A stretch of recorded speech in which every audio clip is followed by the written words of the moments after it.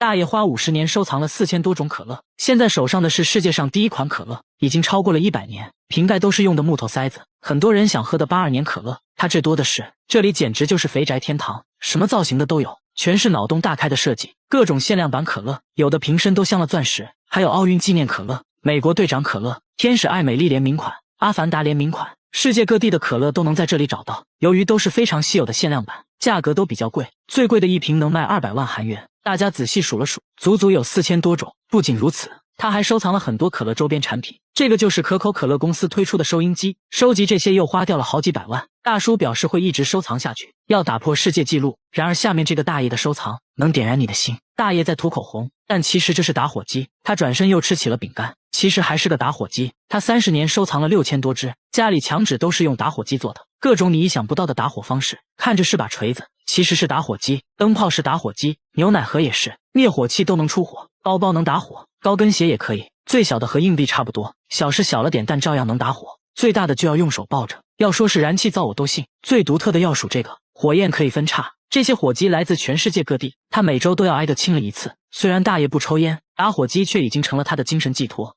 他的眼睛会喷水，倒上一杯汽水，直接用鼻子喝，喝完捏住鼻子掰开眼皮，只听吱的一声，一道细水柱从眼角喷了出来，喷出了2米远，足足持续了5分钟。这还没完，他又拿出一个气球塞进耳朵，捏住鼻子后，气球竟然一点点的变大，耳朵直接成了打气筒，不一会就把气球吹爆了。接下来他又表演了其他几个绝活，都是在眼睛射水基础上延伸出来的。他说做这些就是为了好玩。之前看了一个狗血韩剧，非常感人，但很奇怪，看着看着家里的天花板突然开始漏水，但外面并没有下雨啊。原来不是天花板漏水，是自己的眼泪喷出来了。这才知道自己还有这种绝技。从此他开始不断挑战自己，从刚开始喷得很短，慢慢到现在能喷2米远。现在他还要做个更大的挑战，用眼睛喷水灭蜡烛。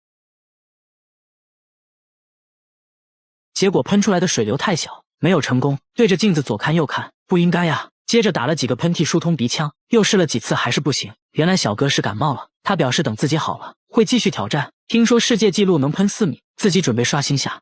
大妈38年没摘下过口罩，20多年的邻居都没见过她的脸，都说口罩下面的脸非常恐怖，看到就会做噩梦。只有她洗脸的时候才会临时摘掉一回，但从不照镜子，洗完脸就要赶紧戴上。到底是有多恐怖呢？大家想让大妈摘掉口罩也被拒绝了，即使和家人一起吃饭也不会摘口罩，自己独自一人在卧室吃。家人都20年没见过她的脸了，就连女儿拍结婚照她都没有参加，因为拍照要求摘口罩。不仅如此，大妈走路还必须用手撑着眼皮，说这样才能看清东西。但大妈年轻时并不是这样的，到底发生了什么呢？经过长时间的跟踪拍摄，大妈也慢慢打开了心扉。原来她18岁就结婚了，婚后生下了4个孩子，但第5个孩子很不幸，出生就夭折了，这对她打击很大。慢慢的嘴巴变得不听使唤，舌头也变得僵硬起来，面部不受控制的扭曲，因为害怕吓到别人，从此就戴上了口罩。大妈鼓足勇气摘下口罩，可以看到她的牙齿都掉光了，牙龈都是外翻的。医生表示这情况就是心理原因导致的肌强直，失去孩子的痛苦让她悲伤过度，以至于严重影响到了身体健康。医生制定了详细的康复规划，相信大妈的症状会慢慢得到改善。他把一坨大便锁在了保险箱里，还说这大便价值100万，里3层外3层的打开，这不就是块石头吗？但他说这是金鱼的便便，名叫龙涎香，高档香水就是用这玩意做的，比黄金还要贵10倍，拿在手上明显比真正的石头要轻很多，闻起来还有种雨后的泥土味。难道真的是龙涎香？大便是在自家养鱼场发现的，他本来以为是块石头，随手扔水里竟然飘了上来，长这么大哪见过这情况？上网那么一查，和网上说的龙涎香非常像，这不一夜暴富了吗？朋友们都觉得这是真的，但村里老人表示，他们这地方根本就没出现过金鱼，哪来的金鱼大便啊？说再多都没用。接下来直接找专家，专家说龙涎香其实是金鱼体内的一种结石，非常稀有，可能100只金鱼里面都不一定有一个。接着对着大便一阵猛闻，还做了简单的测验，无论是颜色还是质地都非常符合，初步判断这可能就是龙涎香。接着对其取样化验，大叔满怀期待，离财富自由越来越近了。然而一番分析后，结果却显示这并不是龙涎香，只是一块在海上漂浮很久的塑料泡沫。大叔的宝贝瞬间一文不值，妻子安慰大叔，但大叔反手就撒了一波狗粮，你才是我的臭宝呀。家里没人留长发，卧室却常常出现超过1米的头发，最长的能达到2米多，比他本人都高，有时出现在厕所，有时出现在卧室。拔一跟自己的头发做对比，无论是颜色还是触感，都几乎一模一样。他认为这就是人的头发，关键家人都是短发，而且最近来做客的也都是短发。一开始还误会了老公，以为是老公在外面带来的。这种现象是1周前叠衣服时发现的，衣服是刚从烘干机里拿出来的，赶紧查看烘干机，里面却干干净净，毛都没有。可慢慢的头发出现的越来越频繁，看着吓人。房子是他们租的，刚住进来也没几个月，而且像这样的房子，租金却很便宜。当时房主也是很着急的往外租，他们怀疑房子里发生过什么不好的事，难不成真有那东西？摄像小哥才不信，带着毛发找到专家，专家研究半天，说从厚度和质地来看，确实跟头发非常相似。接着又放在显微镜下这么一看，结果显而易见，这并不是头发，而是一种线头，应该就是衣服上的一些缝线。接着妻子检查了所有衣服，果然在一件西装上抽出了一模一样的线头，长度也完全吻合，又是虚惊一场。大妈用胶带把天花板的灯都封了起来，又在客厅放了4台空气净化器，24小时开着，说是为了保命。因为他家天花板一直飘来一股恶臭，闻着像腐尸的味道，把天花板上的孔洞封死后，臭味反而越来越大，连厨房上面也传来了恶臭。不过最臭的还要数卧室，一开门恶臭扑鼻而来。丈夫对于这种气味表示还好，因为他有鼻炎闻不到，但这可苦了大妈了，经常被熏得睡不着，不得已装上了4台净化器，但并没什么效果。天一亮他就出门，家里一刻都待不下去。为了搞清楚怎么一回事，专家用设备分别检测了天花板和厨房，数值都很正常。随后来到卧室，瞬间数值爆表，越靠近化妆台数值越大。化妆台上的一个小盒子引起了专家的注意，大妈说这是保湿霜，已经很久没用过了。拧开盖子，一股恶臭袭来，差点把专家送走。用仪器测了一下，数值超过了34，要知道下水道的气味也才20左右。仔细一看，原来这保湿霜早就过期变质了，家里的恶臭就是从保湿霜里飘出来的。因为一直开着卧室的窗户，臭味就被吹得满屋都是，让他误以为是天花板上传来的。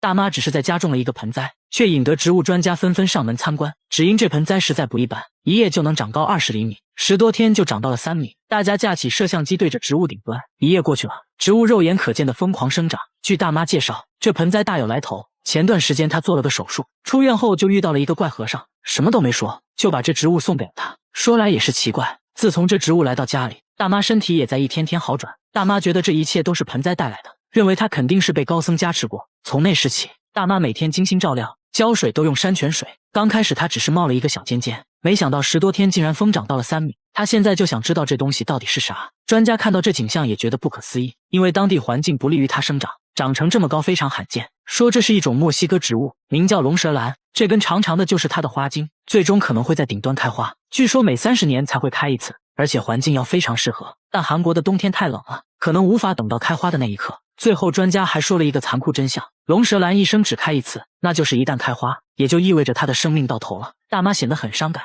专家说可以采集到种子进行播种繁殖。大妈又恢复了笑容。1个月后，令人意想不到的是，龙舌兰真就开花了，艳丽的黄色花朵看起来好像一把火炬，上面还泛着光，蜜蜂都被吸引来了，最终高度也达到了3.6米。全村男女老少齐聚一堂，都想来沾沾好运。据说龙舌兰开花就能实现愿望，众人纷纷点赞许愿。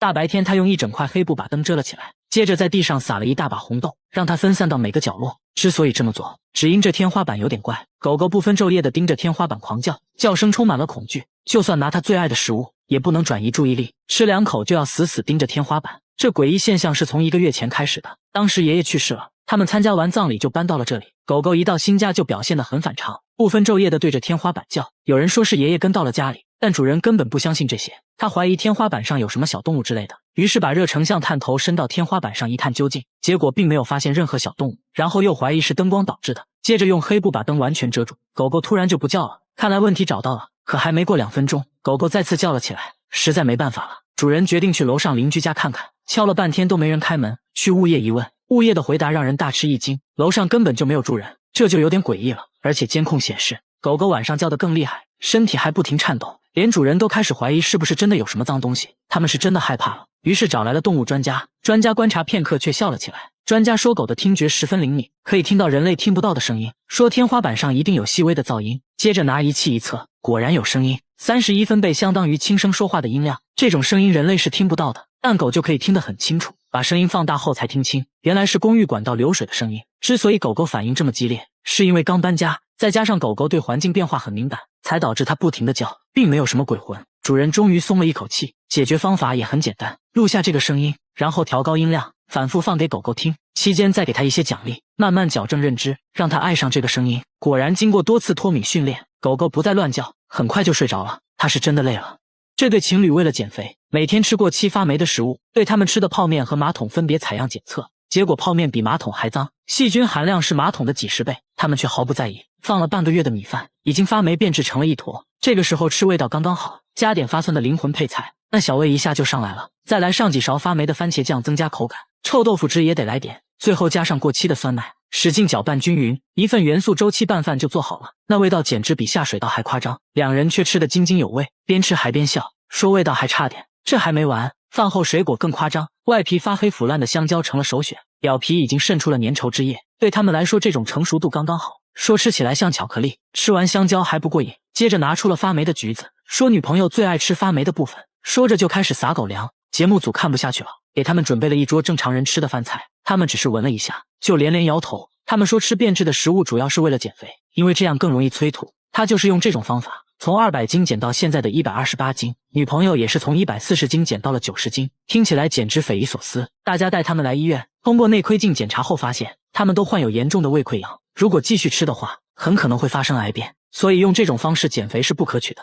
大家千万不要模仿哦。深夜全村人都不睡觉，全部守在一个摄像机前面，摄像机正对着黑漆漆的山坡，只为拍到一个熟悉又恐怖的面孔。村里人最近被这东西搞得精神崩溃，每到夜幕降临，村里山坡上就会出现一张脸，脸部轮廓非常清晰，就这样一直盯着整个村子。很多人自从见过这鬼脸后，每天都做噩梦。村长说山坡之前就是墓地，到现在还有好几座坟墓，已经不知道墓主人是谁了。大妈还说在她小时候，山坡上就发生过一起惨案，一家3口惨遭灭门，村民都觉得肯定是那个心怀怨恨的人来索命了。来到傍晚，节目组对着山坡架起了摄像机，准备全程记录。村民都聚集在摄像机前面，都在等那张脸出现。天渐渐黑了下来，那张脸也准时浮现，有鼻子有眼的，像是一个男人的脸。村民议论纷纷，越说越离谱。摄像小哥壮着胆子，决定近距离多角度观察。走到鬼脸的位置，却只有一棵大树而已，稍微拨动下藤蔓，这鬼脸的形状一下子就变了。换了几个角度再看，一下子就明白怎么回事了。原来这鬼脸是路灯照在大树上形成的阴影，对称的阴影就成了眼睛，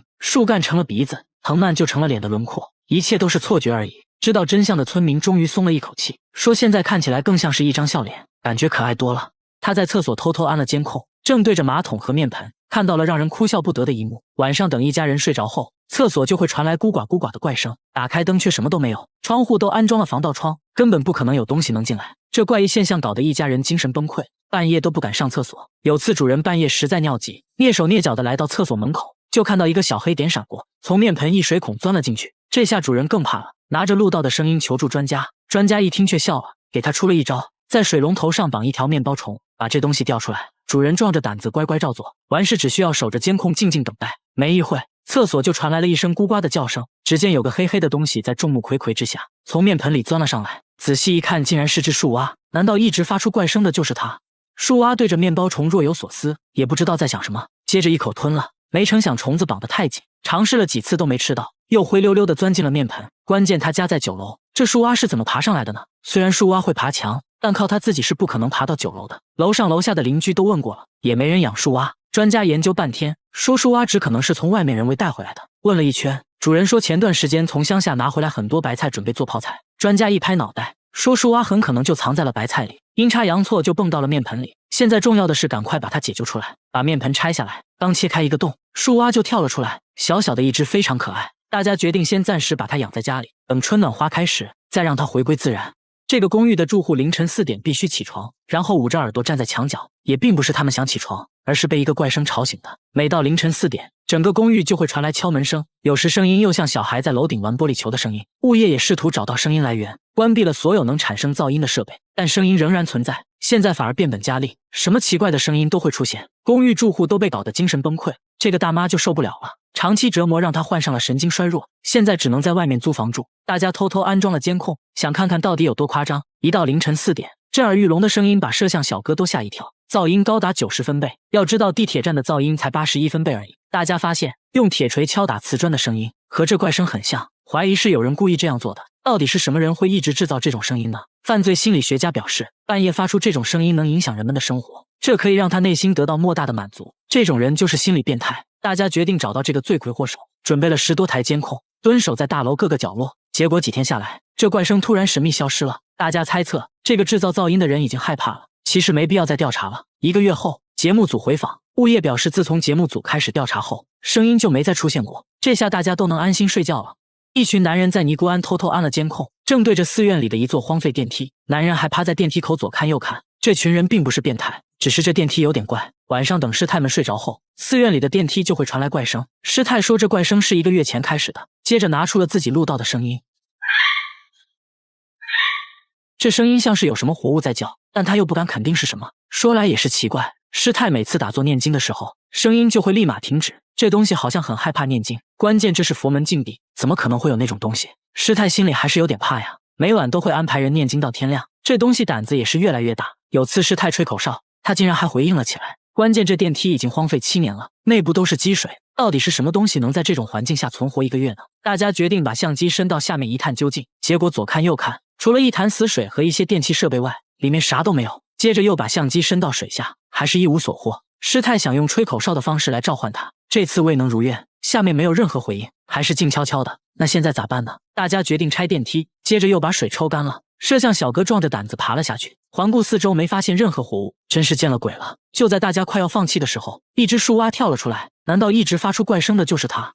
专家把录到的声音和树蛙的声音做了对比，确认这怪声就是树蛙发出来的。之所以叫声和平时有区别，是因为电梯里的这只正处发情期，所以刚开始才没听出来。师太终于松了一口气，你别说，现在看起来这小东西还蛮可爱的，那就留在寺院念经吧。大妈有床不睡，偏偏在卧室搭了个帐篷，睡觉前还要用拖把敲几下天花板，因为家里每天都会发生毛骨悚然的事，早上就会出现上万只死蜜蜂，足足能装满一个垃圾桶。然而更多的蜜蜂像疯了一样往屋里钻，就好像屋内有什么东西在吸引着它们一样。一到晚上更夸张，整个天花板都会传来嗡嗡嗡的声音，用拖把敲几下才会消停一会。这可苦了大妈了，每天都会被蛰伤，实在没办法，她直接在卧室搭了个帐篷睡。可奇怪的是，邻居家却从没出现过蜜蜂，这么多蜜蜂到底是哪里来的呢？大家了解一番，怀疑蜜蜂是从附近山上来的，但蜜蜂为啥偏偏选择来他家呢？到底是有什么东西在吸引着它们呢？